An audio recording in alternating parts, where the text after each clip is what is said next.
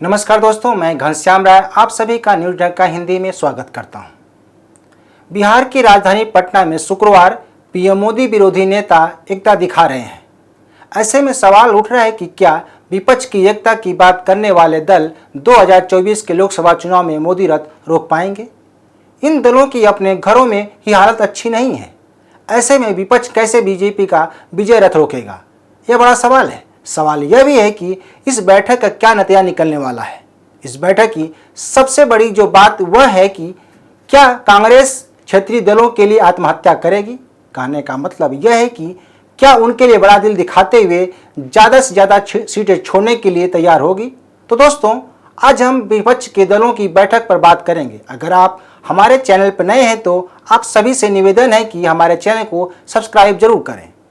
दरअसल कई माह से विपक्ष के नेताओं की बैठक का इंतजार किया जा रहा था।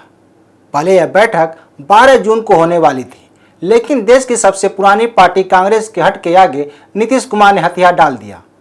और अब जब मुहूर्त निकला है तो देखना होगा कि यह बैठक क्या रंग दिखाती है।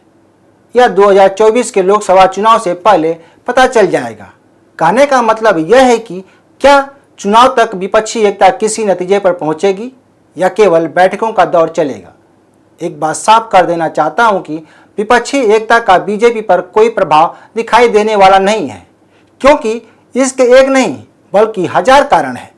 सबसे बड़ा मुद्दा सीट शेयरिंग का है, तो इसके अलावा भी कई ऐसे मुद्दे हैं जिस पर सभी राजनीतिक दलों की सहमति जरूरी है।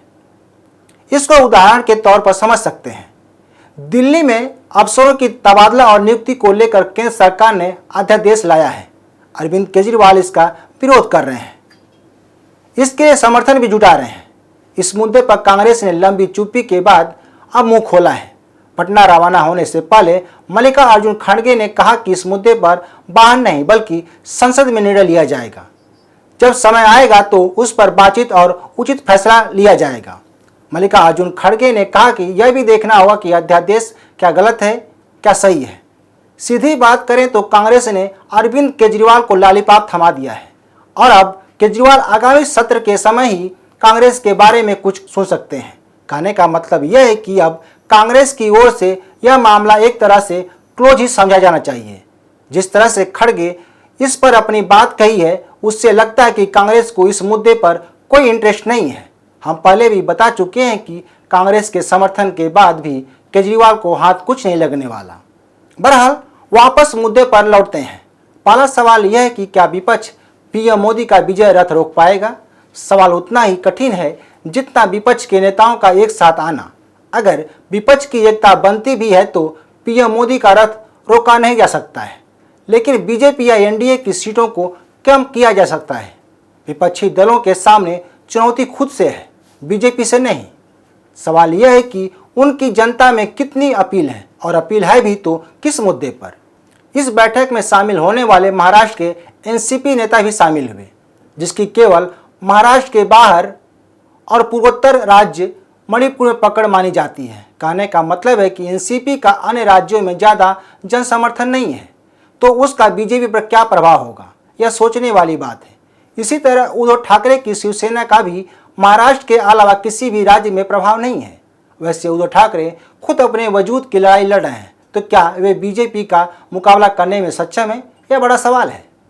इसी तरह वेस्ट बंगाल की मुख्यमंत्री ममता बनर्जी का भी राज्य के बाहर कोई जन समर्थन नहीं है।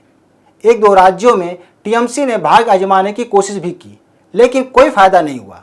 अगर अरविंद केजरीवाल की बात करें तो आम आदमी पार्टी का दिल्ली और पंजाब के अलावा किसी भी अन्य राज्यों में अपना दम नहीं दिखाया है। हालांकि आप कई राज्यों के में विस्तार की कोशिश की है, पर वो कटवा बनकर रह गई है। ऐसे में सवाल उठता है कि क्या आप 2024 के लोकसभा चुनाव में आशा अनुरूप प्रभाव छोड़ पाएगी, यह कहना मुश्किल होगा। वहीं वाम दल के भी नेता इस बैठक में शामिल हुए। इस दल की वर्तमान में केवल केरल में सरकार है।